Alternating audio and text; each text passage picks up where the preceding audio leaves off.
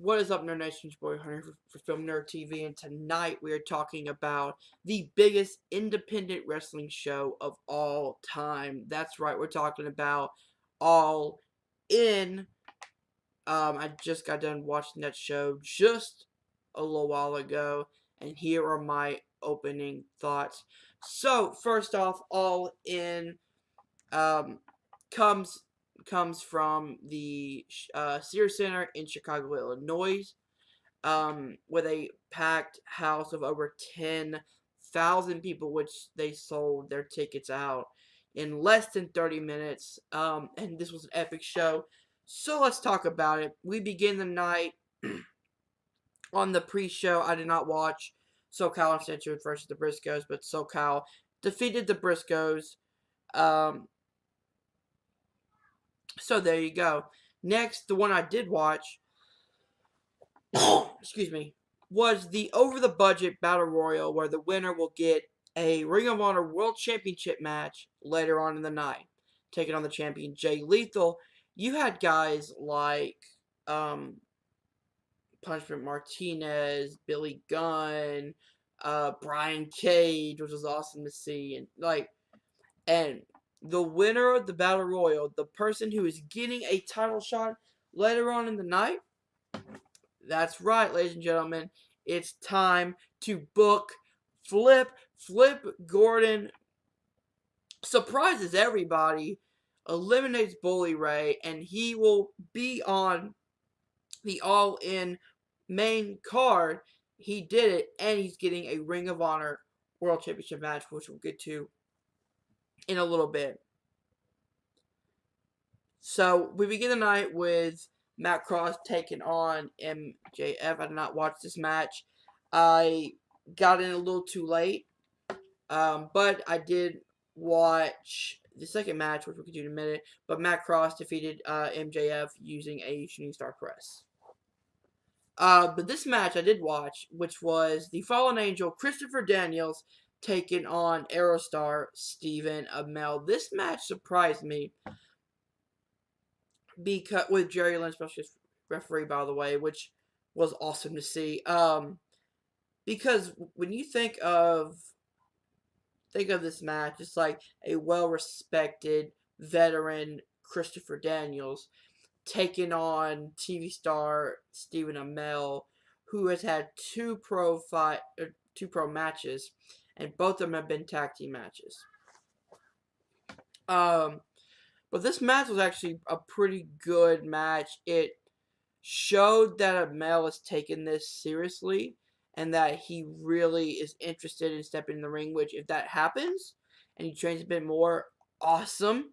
Um, but he took Daniels to the limit, and Daniels ended up winning using hitting a best moves ever, hitting the Angel's wings, and then hitting a second BME to win the match.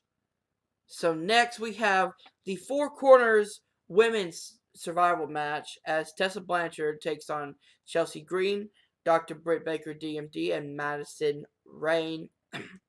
um, we start off the match with the intros, which was incredible.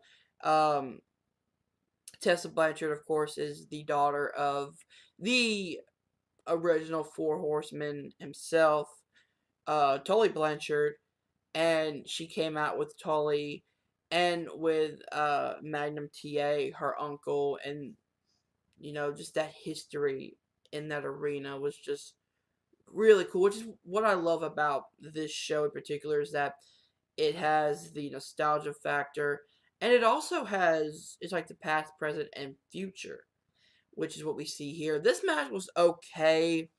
Um, there were some botches here and there, especially the ending, which we'll get to that right now. Tully Blanchard or Tessa Blanchard, I'm sorry, hits the Hemlock DDT on Chelsea Green, goes for the pin, hits 1, 2, and 3, but um, Britt, I guess, was supposed to break up the pin, but I guess like she went in to break it up. I guess she mistimed it. The referee hit 3, so it counts. So Tessa Blanchard wins in kind of a botchy finish. And I hate to say that because this matchup, I mean, little spots here and there that kind of messed up, but they were doing good. I mean, you have 4 great female indie wrestlers. That ending just really botched them up. Oh, sorry, I give ratings at the end. So for the Daniels and Mel match, I'm giving that 2.5 stars. For this one, I'm giving it 2 stars. That botched ending really does hurt it, but overall the match itself was really good. It had really good good pacing, and if it wasn't for that ending, I would probably give it 2.5, 3 stars easily. Next, we have the match that I feel is match of the night, which is the NWA World's Heavyweight Championship. As the champion, Nick Aldis, aka Magnus, takes on Cody Rhodes. Cody came out. He was accompanied by, of course, his wife Brandy, Diamond Dallas Page, Glacier, and Tommy Dreamer, and of course Pharaoh, his dog. And again, that past, that remembering the past is what I love about the show. And of course the champion Aldis was accompanied by Double J, Jeff Jarrett, Sean Daivari, which was interesting to see Daivari there. Sam Shaw, and former NWA World Champion Tim Storm. This match was really, really good. Just from the history of the NWA Championship. And then when the match started, it was a very technical, like, slow pace match. Cody was briefly knocked out after attempting a springboard dive on the outside and got hit with a right hand. Cody, I guess, got hit in the forehead and started bleeding pretty bad to when the ref was looking to stop the match. Cody's still fighting back again. DDP comes out to check on Cody. Sean Daivari comes out, gets chased by DDP in the ring, and then DDP hits the Diamond Cutter, bang, on Sean Daivari. They are both escorted out of the arena. One of the most, I'm not going to say best part of this match, but the moment that made me shocked the most, Nick was going to the top rope looking to hit that the elbow drop. That's his finisher. And Brandy Rhodes in the ring telling him, no, don't do it, you know. He's done.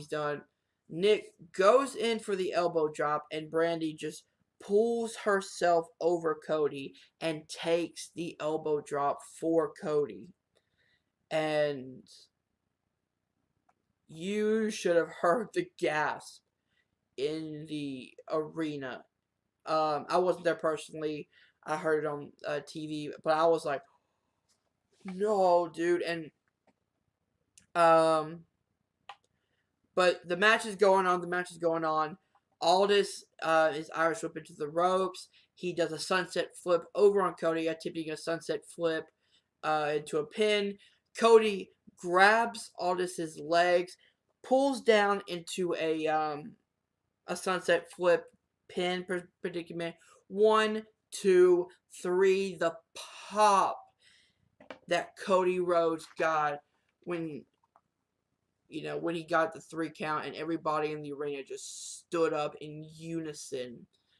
Cody Rhodes is your new NWA World's Heavyweight Champion, and he becomes the first person to have the first person to have a father-son win the NWA World Championship. Of course, his dad, the American Dream, Daddy Dusty Rhodes, won it on 3 occasions, and now his son, Cody, is also an NWA World Champion. So that's a really good homecoming.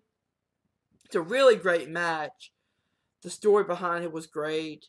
The sacrifice that Brandy did for Cody was really sweet. And it ends with Cody Rhodes holding the title that his father held, and that was always around him when he was a kid, and something that he wanted to hold. And you can see the emotion on his face when he wins. He breaks down because this is the title that meant the most to his father, and now it means the most to him. So I'm giving this a 4 out of 4 stars, without a doubt. It's probably one of my favorite matches of the night. So right after that technical, kind of slow match, we gotta have a wild, crazy match. This is the Chicago Street Fight match as Hangman Adam Page takes on Joey Janela in, a wild, crazy street fight match. This one followed a lot from Being the Elite. So if you guys watch that show on YouTube, if not, check it out. It is super funny, super interesting. It's really entertaining. But Joey Ryan was killed on the show, and he was supposed to be the opponent for Adam Page tonight. Clearly that didn't happen. So the bad boy, Joey Janela, comes out being accompanied by, of course, the bad girl, Penelope. And this match was crazy, right from the get-go. Just weapons and brawls and freaking ladders and everything you would want from a Chicago street fight. It ends with Adam Page hitting the right to passage from the top of the ladder through the table and winning the match. And then right after, he rises. Joey Ryan comes out being accompanied by an army of penis druids, I guess, which was the funniest nod to The Undertaker I've ever seen. He hits the U-Porn Plex that he calls, and at the end of the segment, it was wild, it was crazy, it was a fucking brawl. I'm giving this match I'll give it a 3 out of 4. I had fun with this match, and just as somebody who just watched Being the Elite, the fact that they integrated storylines so well was just incredible.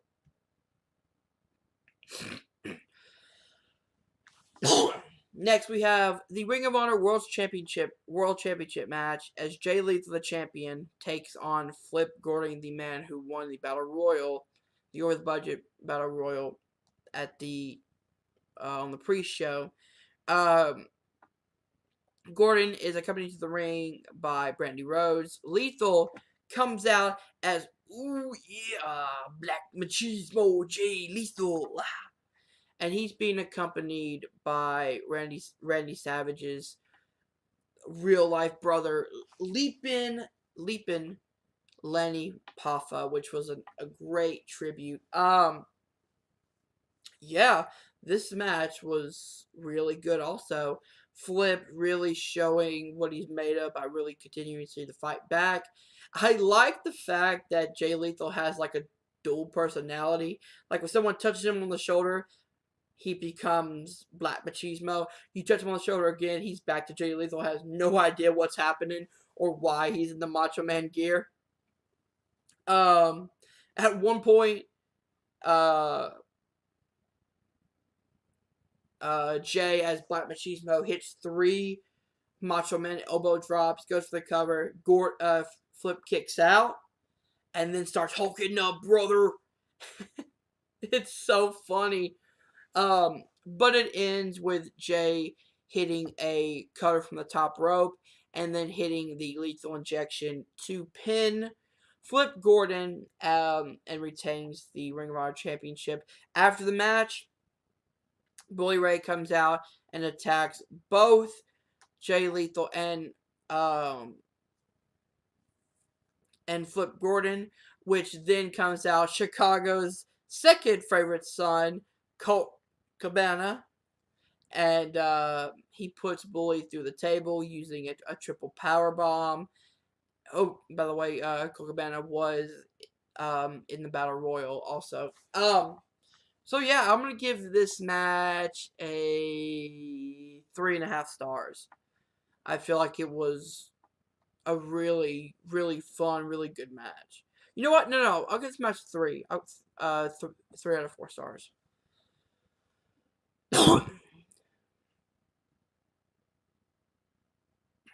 Alright, so next, sorry guys, my throat's killing me.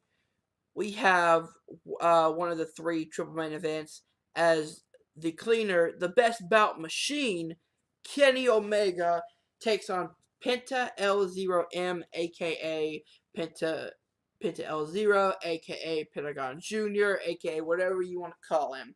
This was my second favorite match of the night, and when I first heard this match, I was like, that's kind of weird, but I'm intrigued, and this match lived up to the hype. After multiple kick-out finishers, Omega finally was able to hit the one-winged angel to beat Pentagon, and then the lights go out in the arena. They're out for a little bit. They come back on. Penta L0M is still laying on the floor. He gets up and he blasts Kenny Omega. He beats him down. He beats him down. Everyone thinks this is a heel turn for Penta L0M. But in reality, when even the commentators brought up, they were like, what is...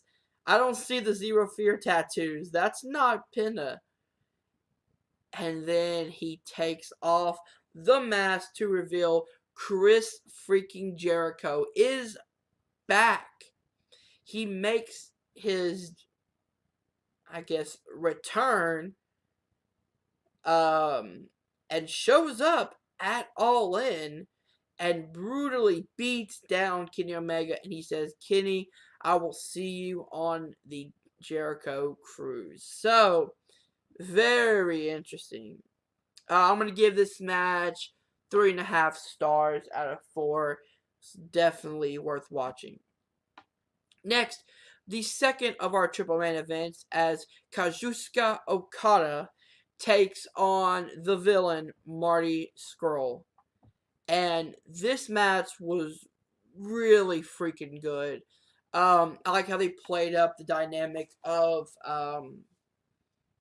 Marty being a junior, going up against Okada, who's obviously a heavyweight.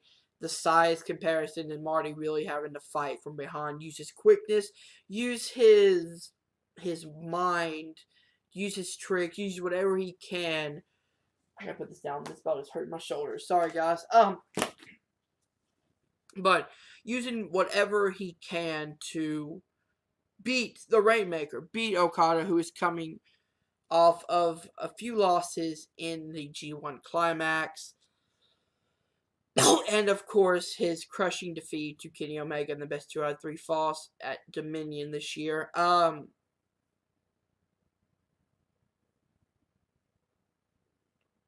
It ends up taking 2 epic Rainmakers to put Marty down after a long fight. This was definitely... If someone said that this was their match tonight, I would not argue them. I'm going to give this a 3.5 also out of 4. Just epic all around. And then, of course, the main event, the Young Bucks and Kota Ibushi, the Golden Elite, take on the team of Bando, Rey Fenix, and Mr. 619 himself, Rey Mysterio Jr. This was a high flying, high energy, great way to end a pay-per-view. Ramus, I'm sorry, the Golden Elite ends up winning using a triple more bang for your buck, which was Matt. I believe no, it was Nick. Nick hits the roll. Matt hits the backflip. Kota hits the backflip, and then Nick hits the 450 splash. And they hit that on. No, I'm sorry. They ended with a Meltzer driver after hitting the Golden Elite style more bang for your buck, and they pinned Beto on that one. Yeah, this was an epic match. This was a really good high flying, getting the crowd pumped up after a long night of matches, but it was well worth it. To end on this note was just incredible. I'm giving this one also a 3.5 stars. All the main events worked. I just I liked the NWA Championship match a bit more because of the story behind it. But, none of these matches are horrible. This was probably one of the best shows of 2018 so far. In terms of match quality, in terms of, what, how much fun they're having, in terms of, I never felt bored watching this show. I never felt bored, like it dragged out. Everything was fun, everything was unique, everything was different. You had great technical wrestling, you had great hardcore wrestling, you had the Lucha Libre high flying the main events, you had the epic, NWA World Championship match, which is a great mix of all three, in my opinion. Yeah, just everything on this card was either good, great, or perfect. The only misstep I could think of is maybe the women's match, and that's just because of the few botches in the match itself, and of course the botch rushed finish. But other than that, I mean this whole card was epically fun. It was very, very good. The in-ring wrestling was epically great. We had some of the greatest indie wrestlers today under one card, and the fact that Cody and the Young Bucks did something that Dave Meltzer said would not happen, which is a indie wrestling selling out a large arena such as the Sears Center for the Young Bucks and for Cody Rhodes to prove Dave wrong, to prove everybody wrong, is the sign that things are changing. The signs that, maybe we don't have to be just WWE. Maybe the small indie wrestling can take over the world. And that's what Cody and the Young Bucks proved tonight. So, everybody, that is the end of All In. If you guys, can I give it a rating? So my rating for All In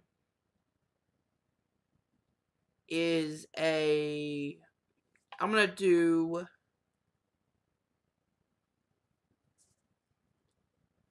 out of in tongue talk here. As you guys know, I do a 1 to 10 scale unit. So I'm giving All In a 9. I'm giving it a 9.8 out of 10. This is near perfect. But yeah, 9.8 out of 10 for an epically great indie pay-per-view event, for a great pro wrestling pay-per-view event. I would definitely recommend you guys checking All In out. Um, go and buy the replays on FITE TV or subscribe to the Ring of Honor Club or New Japan World. You need to sign up for New Japan World, especially if you guys want to watch the G1 Climax, which I'm getting caught up on now, and it is epically good. So yeah, guys, if you enjoyed this, hit that like button, subscribe to FibNerd TV below, hit that bell icon, and join the Nerd Squad today.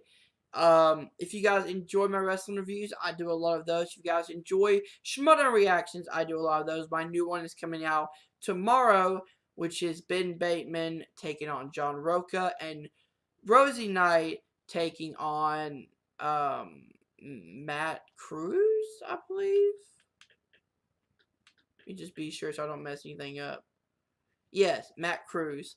So yeah, guys, thank you for joining me tonight, and I'll see you soon. Goodbye and good night.